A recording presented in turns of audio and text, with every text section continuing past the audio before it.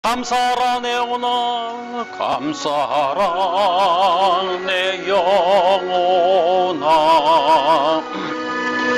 감사하라 내 영혼아. 내 속에 있는 것들아, 내 속에 있는 것들아, 감사하라. 기뻐하라 내 영혼아, 기뻐하라 내 영혼아, 기뻐하라 내 영혼아. 내 속에 있는 것들아 다 기뻐하라. 송축하라 내 영혼아, 송축하라 내 영혼아, 송축하라 내 영혼아.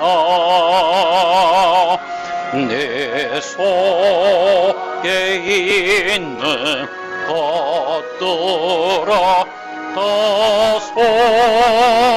송축하라. 찬양하라, 찬양하라 내 영혼아, 찬양하라 내 영혼아. 내 속에 있는 것들아 다 찬양하라. 감사하라 내 영혼아, 감사하라 내 영혼아, 감사하라 내 영혼아. 내 속에 있는 것들아, 내 속에 있는 것들아 다 감사하라. 기뻐하라, 기뻐하라 내 영혼아, 기뻐하라 내 영혼아. 내 속에 있는 것들아 다 기뻐하라. 송축하라, 송축하라 내 영혼아, 송축하라 내 영혼아. 아멘. 내 속에 있는 것들아 다 송축하라. 아멘, 아멘, 할렐루야. 우리 다 함께 말씀을 나누도록 하겠습니다. 오늘 본문 말씀 요한복음 1장 19절에서 28절까지의 말씀입니다. 요한복음 1장 19절에서 28절까지의 말씀입니다. 우리 다 함께 봉독하겠습니다. 유대인들이 예루살렘에서 제사장들과 레위인들을 요한에게 보내어 내가 누구냐 물을 때에 요한의 증언이 이러하니라. 요한이 드러내어 말하고 숨기지 아니하니 드러내야 하는 말이 나는 그리스도가 아니라 한데, 또 묻되 그러면 누구냐? 내가 엘리야냐? 이르되 나는 아니라. 또 묻되 내가 그 선지자냐? 대답하되 아니라. 또 말하되 누구냐? 우리를 보낸 이들에게 대답하게 하라. 너는 내게 대하여 무엇이라 하느냐? 이르되 나는 선지자 이사야의 말과 같이 주의 길을 곱게 하라고 광야에서 외치는 자의 소리로라 하니라. 그들은 바리새인들이 보낸 자라. 또 물어 이르되 내가 만일 그리스도도 아니요 엘리야도 아니요 그 선지자도 아닐진데 어찌하여 세례를 베푸느냐? 요한이 대답하되 나는 물로 세례를 베풀거니와 너희 가운데 너희가 알지 못하는 한 사람이 섰으니 곧 내 뒤에 오시는 그이라. 나는 그의 신발끈을 풀기도 감당하지 못하겠노라 하더라. 이 일은 요한이 세례 베풀던 곳 요단강 건너편 베다니에서 일어난 일이니라. 아멘. 할렐루야. 주님 감사합니다. 자, 세례 정신은 할례 정신과 똑같습니다. 그러니까 할례 정신과 세례 정신은 같습니다. 할례는 남자의 그 생식기 표피 끝을 자르는 겁니다. 죽음을 의미하죠. 할례는 죽음을 의미합니다. 세례는 몸 전체를 발끝에서 머리 꼭대기까지 온몸을 물에 다 담그죠. 이것 역시 죽음을 함의하고 있습니다. 자, 구약에 보면 세례를 상징하는 사건들이 몇 있습니다. 여러분이 잘 아시는 노아의 방주 사건, 그 다음에 홍해 도화 사건. 노아의 방주 사건은 이런 내용이죠. 방주이신 예수님께서 자기 백성 대신에 물에 빠져 죽으시는 상징적인 그림입니다. 죽어야 할 자들을 대신하여 예수님께서 대신 물에 빠져 죽으시고 죽어야 할 자들이 대신 살아나는 사건입니다. 이것을 내용으로 하고 있습니다. 노아의 방주 사건은. 홍해 도화 사건도 마찬가지죠. 애굽 쪽에서 바라다 보면 60만 명이 다 물에 빠져 죽는 모습으로 비춰집니다. 그러나 애굽 약속의 땅 가나안 쪽에서 바라다 보면 새로운 60만 명이 살아 올라오는 모습으로 보이지요. 이것을 성경은 뭐라고 표현합니까? 모세에 속하여 세례를 받는 것으로 묘사를 하고 있습니다. 이스라엘 백성이 모세에 속하여 세례를 받았다라고 표현을 하고 있습니다. 이 그림들을 좀 더 선명한 그림으로 다시 한번 우리에게 보여주는 사건이 바로 오늘 본문의 내용, 요한의 세례 사건인 것입니다. 그러니까 예수님이 요한에게 다가가서 직접 세례를 받습니다. 앞서 보여준 사건들이 바로 이것을 의미한다라고 직접 보여주고 계신 겁니다. 자기 백성 대신에 당신이 죽어, 예수가 죽어 그들을 살려내시겠다라는 하나님의 의지적 표현인 것입니다. 이것을 더욱더 선명한 그림으로 다시 한번 우리에게 보여주는 사건이 골고다 십자가 사건이죠. 자, 예수님께서 하나님의 불심판을 십자가에서 받아내셨습니다. 우리가 받아야 할 그 불심판, 그 심판을 예수님께서 온몸으로 다 받아내셨습니다. 자, 타락한 죄인은 외부의 어떤 이의 도움이 없이는 자력으로 구원에 이룰 수 없습니다. 타락한 죄인은 외부의 어떤 이의 도움 없이는 자력으로 구원에 이룰 수 없습니다. 이게 전적 타락입니다. 다시 말씀드리면 타락한 죄인이 용서를 받고 하나님의 복된 나라를 유업으로 받을 수 있는 길은 죽었다가 다시 사는 방법밖에 없었습니다. 죽었다가 다시 사는 방법밖에 없어요. 그런데 하나님께서 우리 인간들을 그냥 죽이시면 그걸로 끝나는 거예요. 그래서 예수 안에 다 집어넣어 그 예수를 대표로 죽이시고 그 예수를 대표로 살려내시는 방법으로 당신 백성들을 구원하시기로 하셨던 겁니다. 자, 그것을 예표하던 것이 세례 요한의 세례였습니다. 그리고 바로 그 일을 참 엘리야이신 예수 그리스도께서 오셔서 이루실 것이라는 것입니다. 그리스도께서 오셔서 이루실 그 일을 요한이 그분 앞서 와서 미리 보여주고 있는 사건이 바로 세례 요한의 그 세례 사건인 것입니다. 참 엘리야이신 예수 그리스도께서 오셔서 이루실 일이라고 하는 것은 지난 시간에도 말씀드렸다시피 아비의 마음을 다시 자녀에게로 돌이켜지게 하고 그 자녀들의 마음을 다시 아비에게로 돌이켜지게 하는 이 일이 엘리야의 일이고 그 엘리야가 무용을 하고 있는 예수 그리스도의 사역이라고 말씀을 드렸습니다. 자, 그 일을 누가 오시면? 성령이 오시면 바로 그 일을 그분께서 하신다라고 하는 것입니다. 서로의 마음을 서로에게 돌이키게 할 수 있는 분은 오직 한 분, 예수 그리스도 한 분뿐이십니다. 그래 구약의 마지막 책 말라기에서 바로 말하고 싶어하는 것은 이 내용입니다. 아비의 마음을 자녀에게로 돌이키게 하고 그 자녀들의 마음을 아비에게로 돌이키게 하는 그 사역을 엘리야가 하는데, 그렇죠. 여기서 엘리야는 누구를 모용? 예수 그리스도를 모용을 하고 있는 인물이라는 것이죠. 바로 그분 예수께서 오셔서 이 일을 하시겠다라고 하는 겁니다. 자, 오늘은요 그 두 번째 시간입니다. 자, 선지자에 대해 좀 더 한 발 더 나아가서 공부를 해보도록 정리를 해드리도록 하겠습니다. 신명기 18장 15절로 갑니다. 함께 읽겠습니다.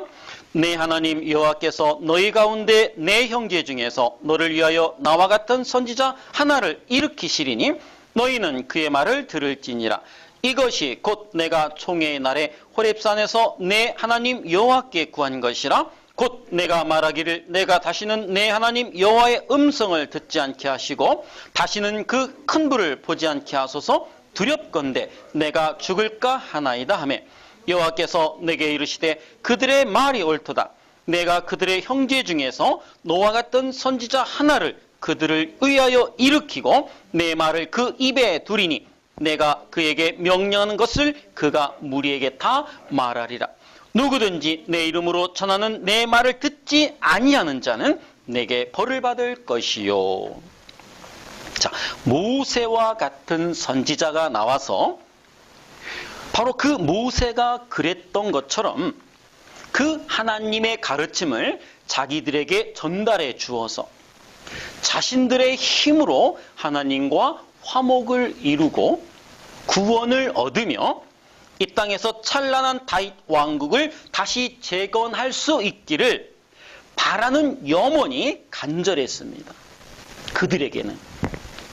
그래서 혹시 지금 그들 앞에 서 있는 이 세례 요한이 방금 읽은 그 신명기에 예언된 그 선지자가 아닌가를 물어보았던 것이에요. 그래서 세례 요한이 화가 났다고 그랬습니다. 성경이 말하는 엘리야와 선지자와, 그렇죠, 그들이 오매불망 기다리는 선지자와 엘리야는 서로 다른 것이라고 그랬어요. 자, 그러나 신명기에 예언된 그 선지자는, 방금 읽은 그 신명기 18장에 기록되어 있는 그 선지자는 메시아 예수 그리스도를 지칭하는 것이었습니다. 예수 그리스도를 지칭하는 것이었단 말이에요. 구약의 마지막 그 말라기에 그 오리란 그 엘리야가 바로 예수 그리스도를 모형으로 살다간 인물, 예수 그리스도를 모형으로 하는 인물이었다면 지금 여기서의 그 메시아도 선지자도 바로 예수 그리스도를 지칭하는 것이란 말입니다. 그러니까 성경에서는 모두 예수 그리스도만 이야기를 하고 있어요. 성경에서 기록되어 있는 그 인물들, 그 많은 인물들은 모두 다 이중적 인물을 갖고 있죠. 예수 그리스도를 모형하기도 하고 또 우리 그 죄인들을 모형하는 인물이 대표적인 인물이기도 한 것입니다. 자, 유대인들은 예수님도 엘리야나 선지자일 것이라고 추측을 했던 것입니다. 자, 마태복음 16장 13절로 갑니다. 예수께서 빌립보 가이사랴 지방에 이르러 제자들에게 물어 이르시되 사람들이 인자를 누구라 하느냐? 이르되 더러는 세례 요한, 더러는 엘리야, 어떤 이는 에레미야나 선지자 중에 하나라 하나이다. 이렇게 예수님도 그 선지자 중에 한 명일 것이라고 추측을 했단 말이에요. 여러분, 빛 속에 들어온 사람과 아직 어둠 속에 놓여 있는 사람들은 서로 다른 세계를 살고 있는 거 아십니까? 빛 속에 들어온 사람들과 아직 어둠 속에 남아있는 자들은 서로 다른 세계에서 살고 있는 거예요. 쉬운 말로 가치 체계가 달라요. 사고방식이 다르다라는 거예요. 세계관이 다르고 가치관이 다르다라는 거예요. 우리 성도들은 천국의 사고체계, 천국의 사고관으로 이 땅을 살다 천국으로 가는 겁니다. 그러나 이 땅의 사람들은 이 땅의 사고체계 속에서 살다가 가는 거예요. 그러니까 서로 다른 세계를 살다가 가는 겁니다. 자, 그들은 서로 보고 듣고 생각하는 것이 완전히 다릅니다. 빛이 그렇게 구분짓고 있는 것입니다. 같은 공간에 서로 다른 두 세계가 존재함을 이야기하고 있는 것입니다. 그 두 세계 간에는 대화가 통하지 않습니다. 서로의 관심사도 틀려요. 여전히 어둠 속에 머물러 있는 사람은 빛의 세계 언어를 이해하지 못합니다. 어둠 속에 머물러 있는 사람들은 빛의 세계 언어를 몰라요. 이해를 못합니다. 하려고 해도 할 수가 없어요. 빛의 세계 행위들을 이해하지 못합니다. 따라서 요한은 내가 누구냐, 우리를 보낸 이들에게 변명하게 답 좀 해봐라 라고 했을 때 요한은 그 대답이 뭐라고 대답했습니까? 굳이 설명하려 들지 않았어요. 설득하려 들지도 않았단 말이에요. 그래서 이 설교는 설득이 되면 안 됩니다, 여러분. 회중에게 던지는 이 선포되는 말씀은 설득이 되면 안 돼요. 굳이 설명하거나 설득하려 들지도 않았던 것이고, 어둠에 속한 자들의 질문에 자기가 속한 빛의 세계 언어로 대답을 했던 것입니다. 그랬더니 못 알아먹어요. 그 아니다라는 속에 다 그 내용 의미가 함유되어 있었다라고 그랬죠? 아마 여러분도 그런 것을 경험해 본 적이 있을 겁니다. 예수를 믿지 않는 사람들과의 그 대화 속에서 자기 혼자 다른 세계를 살고 있다라는 그런 느낌을 받을 때가 많이 있었을 겁니다. 대화의 주제부터 내용까지 전혀 일치되는 것이 없을 때가 종종 있지 않습니까? 아니요, 많이 있잖아요. 여러분은 빛의 세계로 이미 들어와 있고 그 행동 양식이 이미 변해버렸기 때문에 그런 것입니다. 그래서 모임에 나가고 싶지도 않은 거예요. 무슨 모임 많잖아요. 한두 번 나가다 그냥 포기하고 마는 겁니다. 때문에 주님께서도 주님이 메시아라는 사실을 굳이 밝히지 않으시고 감추셨던 겁니다. 어차피 설명을 해도 알아듣지 못할 것이고, 그들이 설사 알아본다 하더라도 정치적이며 군사적인 메시아로 오해할 것이 뻔했기 때문에 주님은 자신이 메시아이심을 감추시고 제자들에게도 입단속을 시키셨던 겁니다. 그러나 빛의 세계에 속한 사람들에게는 감추지 않으셨어요. 하나님은 계시하시는 분입니다. 당신을 감추시는 분이 아니에요. 못 알아볼 뿐이죠, 우리가. 자, 베드로가 주는 그리스도시요 살아계신 하나님의 아들이라고 고백했을 때 주님은 베드로를 칭찬하셨습니다. 베드로는 성경이 말하는 메시아가 어떤 것인지를 아는 사람이었기 때문에 그렇습니다. 이렇게 이 땅에는 두 종류의 사람들이 존재합니다. 어둠의 세계에 속한 사람들과 빛의 세계로 나온 사람들. 어떠십니까? 여러분들은 지금 이 말씀이 들리십니까? 이해가 가십니까? 서로 대화가 통하십니까? 서로의 삶을 보면서 그 삶이 이해가 가십니까? 그럼 같은 세계에 살고 있는 분들이 맞아요. 같은 예배당 안에 있으면서 다른 이의 그 삶이 이해가 되지 않는다라면 둘 중에 한 사람은 가짜입니다. 둘 중에 하나는 가짜예요. 빛 밖에서 빛의 삶을 보게 되면 전혀 이해가 안 간다는 말입니다. 어둠 속에서 빛의 삶의 원리로 사는 사람들을 볼 때는 나약하고 바보 같고 어리석고 멍청이처럼 보이지만 그가 빛 안으로 들어오게 되면 비로소 이게 옳은 삶이었구나 공감하게 된단 말입니다. 제가 막 신앙에 입문했을 때 다 바보같이 보이더라고요. 예배당에 앉아있는 모든 사람들이 다 바보 어리석은 사람들로 보이더라고요. 똑똑한 사람이 하나도 없어 보였어요. 아닙니다. 이게 옳은 삶이었구나. 이제 공감이 돼요. 이제 공감이 되는 거예요. 어둠의 세상 원리인 힘의 원리와 빛의 세상 원리인 십자가 원리는 완전히 반대이기 때문에 그렇습니다. 우리가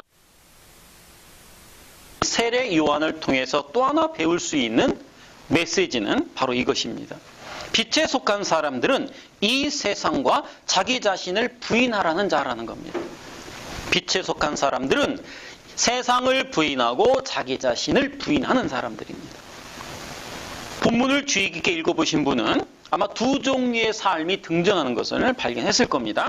한 종류의 사람은 사람이 보낸 사람들이고, 바리새인들과 레위인들이 보낸 사람들이죠. 사람이 보낸 사람들이고, 다른 한 종류의 사람은 하나님이 보낸 사람입니다. 이 두 종류의 사람은 뚜렷하게 구별이 됩니다. 사람이 보낸 사람들은 사람과 세상에만 관심이 있습니다. 사람들이 보낸 사람들은 이 세상과 사람에게만 관심이 있어요. 그런데 하나님이 보낸 사람들은 오직 예수 그리스도에게만 관심이 있고 그분만을 높이려 합니다. 하나님이 보낸 사람들은 예수 그리스도에게만 관심이 있고 오직 그분만을 높이려 한다는 거예요. 요한복음 1장 25절로 갑니다. 함께 읽겠습니다. 또 물어 이르되 내가 만일 그리스도도 아니요 엘리야도 아니요 그 선지자도 아닐진데 어찌하여 세례를 베푸느냐? 요한이 대답하되 나는 물로 세례를 베풀거니와 너희 가운데 너희가 알지 못하는 한 사람이 섰으니 곧 내 뒤에 오시는 그이라 나는 그의 신발끈을 풀기도 감당하지 못하겠노라 하더라. 요한복음 3장 28절로 갑니다.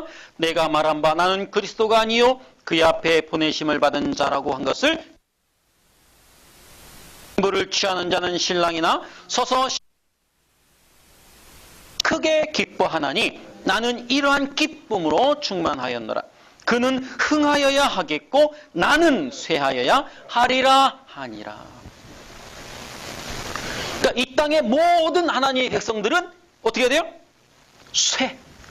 쇠락. 그냥 소멸, 쓰러져 가는 사람들이어야 된다는 말씀인 거죠. 이름 남기기, 명예 남기기, 이러한 세례 요한의 모습은 바로 빛을 보고 구원을 받은 모든 성도의 삶이어야 한다는 것을 보여주는 것입니다. 우리의 삶이 이러해야 한다는 것을 보여주는 대목이에요. 이 땅을 살아가는 하나님의 성도들은 바로 세례 요한은 나는 아니다. 나는 아니에요. 나는 아닌 걸로 일관했습니다.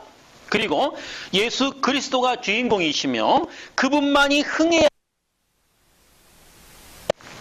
앞서 공부한 6절에서 8절까지의 말씀을 다시 한 번만 읽고 가겠습니다. 요한복음 1장 6절입니다. 하나님께로부터 보내심을 받은 사람이 있으니 그의 이름은 요한이라.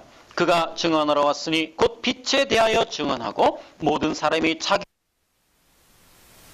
그는 이 빛이 아니요 이 빛에 대하여 증언하러 온 자라. 그렇습니다. 우리가 하나님의 증인입니다. 그 예수 그리스도의 증인인 겁니다. 우리가 신자는 이처럼 그리스도 앞에서 다만 그분의 증인일 뿐입니다. 신자는 자신을 위해 사는 사람이 아닙니다. 신자는 나는 아니라 라고 자기를 부인할 수 있어야 하고 그 삶을 통해 주님이 증거가 되어야 하며 주님만이 드러나는 삶을 살아야 하는 겁니다. 다시 말씀드리면 우리를 통해 아직 하나님을 모르는 하나님의 백성들이 하나님께로 돌아오게 되는 증인의 삶이 바로 신자의 삶이라고 하는 것입니다. 그러니까 여러분의 삶을 통해서 아직 주님을 모르는 자들이 주님 앞으로 나와야 되는 거예요. 근데요, 누가 우리들의 삶을 보고 나도 하나님을 믿어봐야지 예배당으로 나오는 자가 있습니까? 없단 말이죠. 없어요. 없습니다. 그게 참 이해할 수 없는 대목이죠. 우리 보고 당신이 증인의 삶을 살으라 하셨는데 우리의 삶을 보고 나도 하나님을 믿을 거야 라고 예배당으로 나온 자는 없다라는 것이죠. 왜 그럴까요? 믿지 않는 자들에게 천국은 은닉되어 있기 때문에 그렇습니다. 이 바로 천국의 은닉성이죠. 감추어진 그 겨자씨 찾을 수가 없는 거예요. 하나님께서 그들의 눈을 열어주시고 신앙을 회복시켜주고 이성을 회복시켜주시지 않으면 왜곡해서 받아들이죠. 저럴 바에는 누가 하나님을 믿어. 이렇게 되어버리는 거예요. 믿는 자들에게는 구원이요, 믿지 않는 자들에게는 심판의 소리가 되는 겁니다. 자, 증인의 삶에 대해서 조금만 더 살펴볼게요. 자, 예수님을 증거하는 증인의 삶이라는 건 도대체 어떤 삶이겠느냐? 여러분, 달이 연못에 비추이면 연못에 달이 뜹니다. 달 밝은 밤에 그 달이 연못에 이렇게 비춘단 말이죠. 그러면 그 연못에 달이 그대로 똑같은 달이 하나 더 떠요. 그러니까 달이 뜨듯이 우리가 예수 그리스도의 삶을 그대로 비추어내는 것을 말해요. 비추어내는 것을 말하는 겁니다. 여러분, 예수 그리스도의 삶이 어떤 삶이었습니까? 십자가의 삶이었죠. 그러니까 십자가의 삶이라는 것은 이런 거예요. 나를 비우고, 나를 비우기가 쉽습니까? 사람이 존심 하나로 살잖아요. 특히 남자분들, 그렇죠? 이 존심 하나 붙들고 사는데 이 존심 하나 무너지면 뭡니까? 참지를 못하죠. 자존심은 건들지 말아야 돼요. 어디 가서 그렇죠? 큰일 납니다. 자존심만큼은 좀 서로 지켜. 근데 이 존심 비우기가 쉽냐 어렵단 말이죠. 이 자존심 터럭만한 그 자존심 그 하나마저 내려놓아야 돼. 이게 나를 비우는 거예요. 하나님 앞에 나를 완전히 비우고 나를 완전히 낮추어 하나님과 내 이웃이 이득을 보는 삶, 그 삶을 살아내는 것이 예수 그리스도를 증거하는 삶이며 이게 바로 천국의 삶의 원리인 십자가의 삶이라고 하는 것입니다. 한마디로 자기 부인이죠. 나는 아무것도 아닙니다. 하나님 앞에 나는 죽은 흙, 먼지, 티끌, 먼지에 불과한 자입니다. 하나님의 은혜가 아니면 저는 도저히 자력으로 천국에 살려주세요라고 이런 말조차 가당치 않은 그런 무익한 사람입니다. 이게 자기 부인이거든요. 신자만이 이 고백을 내놓을 수가 있습니다. 내가 죄인 중에 괴수입니다. 이 말을 내놓을 수가 있다니까요. 신자만이. 그리고 그 삶이 바로 하나님의 영광을 나타내는 삶이기도 한 것이며 그 삶이 신의 성품에 참여한 자들의 삶인 것입니다. 자, 정리를 하겠습니다. 성도의 삶은 자기가 빛이 아니라는 것을 인정하는 삶이어야 돼요.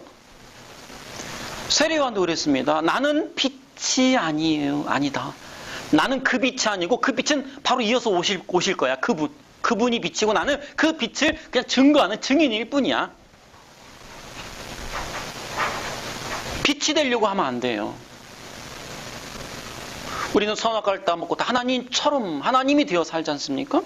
하나님처럼 된 자들이 그 하나님처럼의 자리에서 내려오기가 쉽습니까? 내려오기 어렵습니다. 빛이 아니라는 것을 인정하는 삶이어야 되며 성도의 삶은 빛을 증거하는 삶이어야 한다는 겁니다. 성도의 삶은 다른 사람들로 하여금 하나님을 믿게 하려는 분명한 의도를 가진 삶이어야 한다는 것입니다.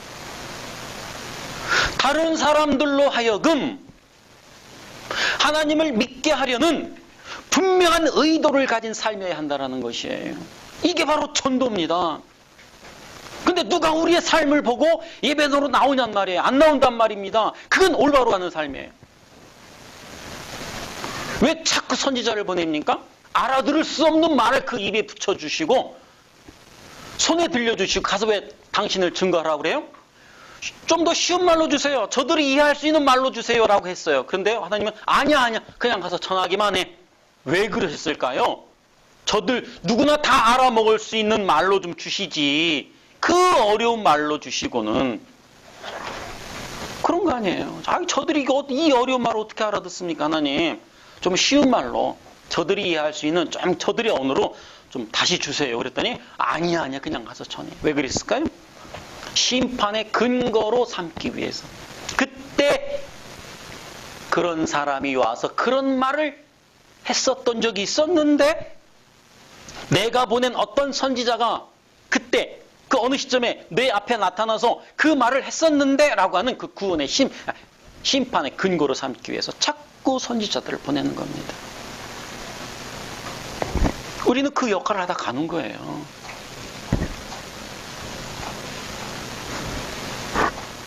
그러니까 우리 그리스도인들은 나의 상황과 조건에 일희일비해서는 안 된다라는 겁니다.